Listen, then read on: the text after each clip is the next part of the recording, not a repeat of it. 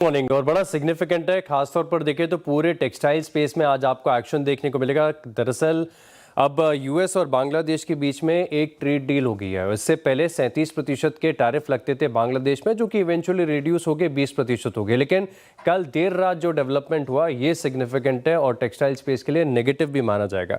हालांकि जो टैरिफ है वो 20% से घटकर 19% हो गए हैं। अभी भी भारत में आप देखें तो 18% के टैरिफ लग रहे हैं। भारत वेल पोजीशनड है, लेकिन दिक्कत की बात है फाइनल डिटेल्स में। और यहाँ पर कहा गया है कि जब बांग्लादेश में टेक्सटाइल की प्रोसेसिंग होगी, मैन्युफैक्चरिंग होगी और उसमें इस्तेमाल किया गया रॉ मटेरियल कपड़ा यान अगर यूएस से लिया जाएगा तो इसके ऊपर जीरो टैरिफ देखने को मिल सकते हैं। तो ये अपने आप में देखें तो बांग्लादेश को एक कंपिटिटिव एज और एडवांटेज यहाँ पर देखने को मिल सकता है। और बांग्लादेश के लिए टेक्सटाइल बहुत ज़्यादा इंपॉर्टेंट है। मैं देख रहा था कि जितने भी एक्सपोर्ट होते हैं बांग्लादेश से 80% तो टेक्सटाइल ही हैं, तो अपने आप में बड़ा सिग्निफिकेंट होता है पूरे देश के लिए। और आगे आने वाले हफ्तों में वहाँ पर चुनाव भी होने वाले हैं, इसी के चलते पूरा टेक्सटाइल स्पेस जो है आज रडार पर रहना चाहिए। बिल्कुल, पूरा टेक्सटाइल स्टॉक स्पेस रडार पर रहेगा। मीनवाइल औरोबिंदो फार्मा की कॉन कॉल चल रही है, कुछ देर में सारे डिटेल बताएंगे आपको। लेकिन आशीष, पहले तो नंबर्स की बात कर लेते हैं। गुड मॉर्निंग, कैसे रहे नंबर्स? Good morning. और औरोबिंदो फार्मा के नंबर्स को देखा जाएगा तो यहाँ पर स्लाइटली लेस देन एस्टिमेट्स यहाँ पर देखने को मिले हैं। अब इनके नंबर्स में हाईलाइट में आपके सामने रखूँ तो इनका जो यूएस जेनरिक कारोबार है इसमें सबड्यूड परफॉर्मेंस लगातार देखने को मिल रहा है, लेकिन सरप्राइज आया है यूरोप की तरफ से। नंबर्स में ओवरऑल आप देखें तो जो करेंसी डेप्रिसिएशन हुआ है इसका एक बेनिफिट यहां पर देखने को मिलेगा। लेकिन ओवरऑल मैं नंबर एक बार सामने रख देता हूं कि जो अनुमान था मुनाफे का 930 करोड़ के आसपास था, 910 करोड़ रिपोर्ट हुआ है। रेवेन्यू की बात करें तो 8,407 करोड़ का अनुमान था, 8,645 करोड़ का आंकड़ा यहां पर दर्ज हुआ है। एबिटा के लिहाज से ये स्लाइटली बेटर है क्योंकि 1727 करोड़ का एस्टिमेट था, 1774 करोड़ का आंकड़ा देखने को मिला है। और मार्जिन बिल्कुल अनुमान के मुताबिक 20.5% मार्केट अनुमान लगा रहा था और बिल्कुल वहीं पर एबिटा मार्जिन्स देखने को मिले। तो नंबर्स में अगर आप देखें तो सिर्फ एक यूएस का परफॉर्मेंस ऐसा जो सबड्यूड है, बाकी ठीक ठाक नंबर्स हैं। ओके भाई, नंबर्स बढ़िया है। दरअसल जो ट्रांजैक्शन रेवेन्यू है तिमाही के दौरान ये बढ़िया और इसी का असर यहाँ पर आपको देखने को मिलेगा। नंबर्स एक बार सामने रख देता हूँ। रेवेन्यू यहाँ पर 17% का इजाफा देखने को मिला है और सीक्वेंशियल तौर पर इन नंबर्स को देखा जाएगा। एबिटा 13% बढ़ा है, लेकिन मार्जिन जो 64.6% के थे पिछले क्वार्टर में, अब वो घटकर 62.5% है। बात करें मुनाफे की तो 7% की बढ़त यहाँ पर आपको देखने को मिली है। लेकिन सेंसेक्स के आगे की ट्रेजेक्टरी मार्केट शेयर गेंस के लिहाज से कैसे है ये ज़्यादा की मॉनिटरेबल है। बीएसई के नंबर्स अच्छे हैं, नंबर्स बढ़िया है और पूरे ईएमएस स्पेस में बहुत ज़बरदस्त एक्शन देखने को मिल रहा है। नंबर्स एडजस्टेड बेसिस पर अगर आप देखें तो मुनाफा जो है वो बढ़कर 37 करोड़ से 94 करोड़ हो गया है।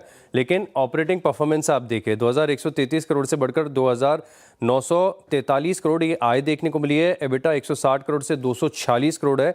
और बढ़िया बात यह है कि अगर आप मार्जिन के ट्रेंड को देखें तो बड़ा सिग्निफिकेंट है, 7.4% से बढ़कर 8.4% के एबिटा मार्जिन, ये बहुत अच्छे माने जाएंगे इसी के चलते। हालांकि ये जो लेबर कोड के बदलाव हैं सभी कंपनी ने प्रोविजनिंग कर रखी है, तो इसके चलते 103 करोड़ का एकमुश्त घाटा है इस बार के लिए। लेकिन आप मार्जिन देखिए, बहुत ज़बरदस्त एक्सपांशन देखने को मिला है। बिल्कुल, मार्जिन में ज़बरदस्त एक्सपेंशन देखने को मिला है। आगे बढ़ते हैं और शायद आज का hero of the day Naveen fluorine, इसके अलावा लिंडे इंडिया, ये दो नंबर्स आशीष कैसे रहे? नवीन फ्लोरिन के नंबर्स अच्छे लग रहे हैं। खासतौर पर अगर आप देखें तो 84 करोड़ से मुनाफा 185 करोड़ के करीब देखने को मिला है। रेवेन्यू 47% बढ़ी है। एबिटा 307 करोड़ जो है इस बार देखने को मिला और ग्रोथ बहुत ज़बरदस्त है क्योंकि पिछले साल सिर्फ 147 करोड़ का एबिटा था। मार्जिन का एक्सपांशन बहुत ही शानदार, 24.3% से बढ़कर 34.4% के एबिटा मार्जिन्स आपको नवीन फ्लोरिन की तरफ से देखने को मिले। वहीं बात करें लिंडे इंडिया की तो इसके भी नंबर्स काफ़ी बढ़िया है और ओवरऑल पैरामीटर्स पर आप देखें तो स्थिर परफॉर्मेंस यहाँ पर देखने को मिली है।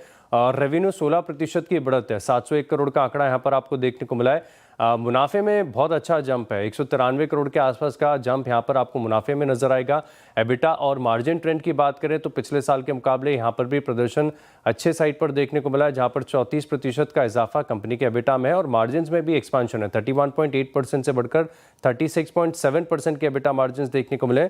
तो लिंडे इंडिया अगेन अच्छे नंबर्स। अच्छे रामको सीमेंट्स के नंबर्स में मज़ा नहीं आया। दरअसल अगर आप देखें तो एबिटा बिल्कुल फ्लैट यहाँ पर देखने को मिला है। मुनाफे में ग्रोथ तो यहाँ पर आपको देखने को मिली है, लेकिन खास बात है कि एबिटा फ्रंट पर आप मार्जिन्स को देखें तो मज़ा नहीं है। बिल्कुल 14% के एबिटा मार्जिन्स पिछले साल थे, 13.3% के एबिटा मार्जिन्स रिपोर्ट है। लेकिन खास बात ध्यान रखिएगा कि इससे पहले जितनी भी सीमेंट कंपनीज हैं इनका प्रदर्शन ठीक रहा है। रामको ने थोड़ा सा निराश किया है, फोकस रखेंगे। बाटा की तरफ से देखें तो एक मार्जिन एक्सपेंशन यहाँ पर देखने को मिला है। ज़्यादातर बाटा के नतीजों से उम्मीद नहीं रहती है, बहुत ही अंडर परफॉर्मिंग स्टॉक देखने को मिला है, लेकिन नंबर्स के लिहाज से अगर आप देखें तो बाटा का प्रदर्शन ठीक ठाक यहाँ पर रहा है। 7% की बढ़त यहाँ पर कंपनी के एबिटा में देखने को मिली है और जो मार्जिन है 21.6% के आसपास स्थिर देखने को मिले हैं। ओवरऑल देखें तो ठीक ठाक नंबर्स हैं। इसके अलावा जीनस पावर यहाँ पर भी आप नजर रख के चलेंगे, नंबर्स ओवरऑल बहुत बढ़िया देखने को मिले, क्योंकि 57 करोड़ से मुनाफा 140 करोड़ देखने को मिला है। 85-86% कंपनी की रेवेन्यू बढ़ी है, एबिटा में ग्रोथ बहुत अच्छी है और बढ़िया बात है कि मार्जिन 15.3% से बढ़कर तकरीबन